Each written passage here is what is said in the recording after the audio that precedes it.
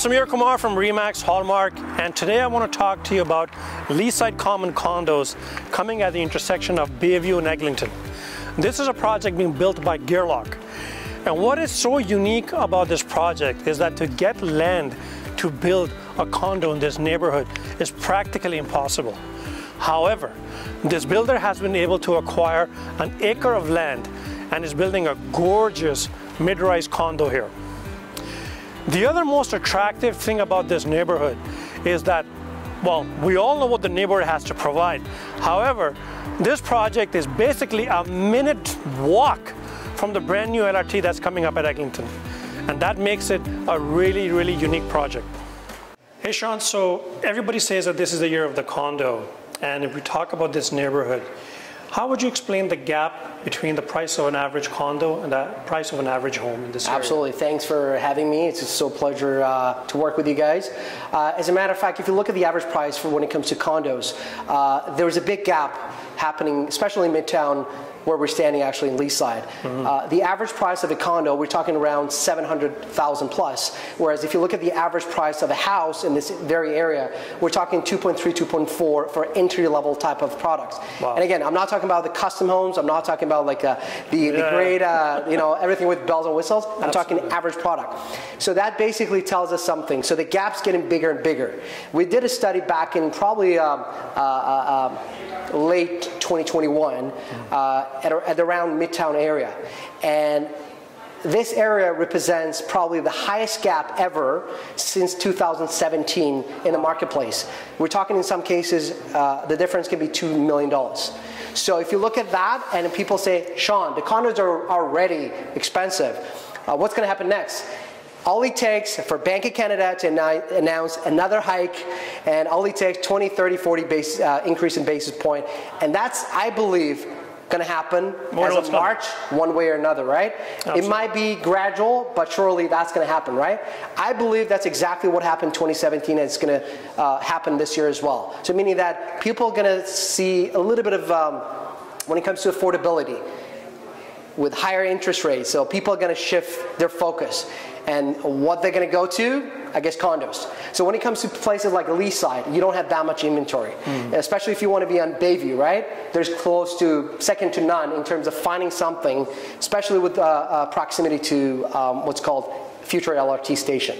So I think to keep it short, the average price for the houses versus condos, it's been probably the greatest gap ever since since 2017.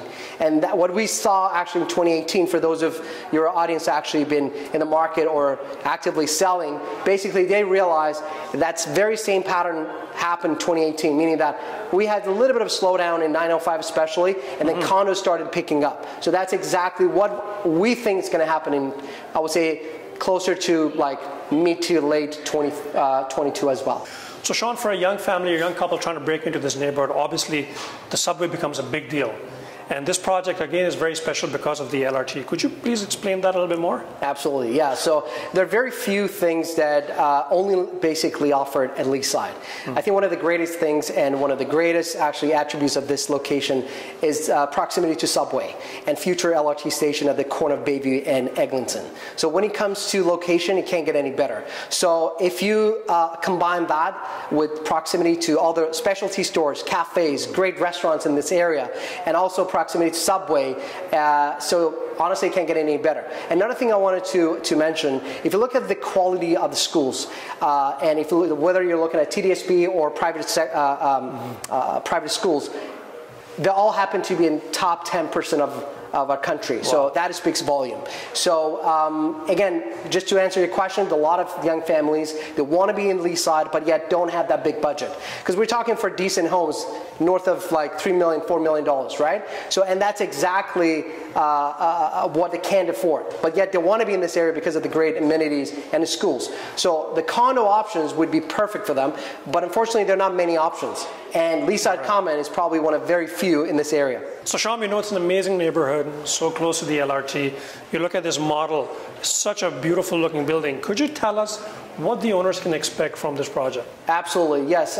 If you are to break it down to a few very important attributes of this, this project. So Number one, you're dealing with award-winning developers. So for those of you know of Gerlach Developments, or if you haven't heard, I highly encourage people to go and look them up. So they won the Build Awards in 2021. That speaks volumes. So we're talking about like a lot of veteran developers on that list, and they've been the finalists. But Gerlach Developments, they won that award for one of the project in Junction area. So when it comes to quality and attention to details, I would say Gerlach's reputation is second to none. The second thing is, we talked about it, proximity to LRT. All it takes, simply open that door and you can see the access to LRT just crosses you. So you don't have to basically go any further than that. Third thing would be the schools in this area. So some of the best schools, whether it comes to public or private, happen to be in close proximity to this location as well. And we talked about one thing that is very important for a lot of your audience as well, walking distance to a lot of great restaurants, a lot of great cafes. We're talking Cambrai, we talk a lot of Italian places, we're talking about the Hollywood Gelato. So all these amazing places that have been established. Keep in mind, you don't have to wait for the neighborhood to be established. These are already here, right? So I think these are the greatest attributes of this project, and that's it.